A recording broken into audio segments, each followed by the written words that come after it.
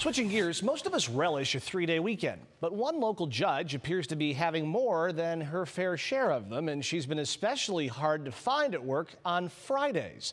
The investigator Tom Meyer has a story you'll see only on Channel 3 News. A lawsuit against Lyndhurst Judge Kaye Bozza is now being argued in the Ohio Supreme Court.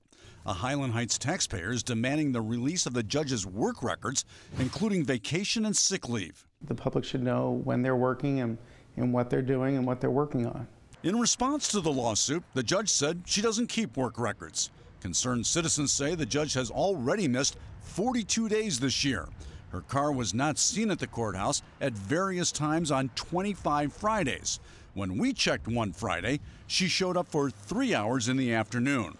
She says she doesn't have to tell me how she spent the rest of the workday. My client just wants to make sure that the citizens of all these municipalities that pay for the court are getting their money's worth.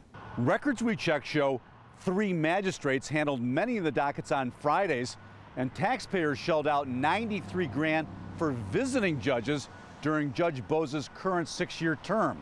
The lawsuit is demanding records on when the judge reported to work. We're not getting any information about the time that the judge is or isn't there.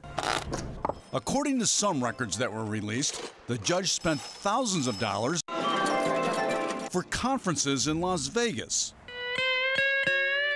Hawaii, Fort Myers, and New Orleans.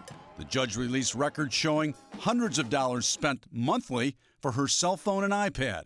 Also, the judge is being accused of using her office in possible violation of Ohio law to run her re-election campaign.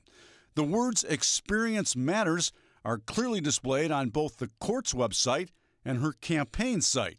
The court shouldn't be using its website for re-election purposes. We reached out to Judge Bozza for an on-camera interview. She refused, citing the pending lawsuit. She has city lawyers fighting to block the release of her work emails as part of the case. Even though she admits to not keeping work records, she believes she's taken only 12 days off, not 42. She says she could very well be working when she's not at the courthouse. I'm the investigator, Tom Meyer.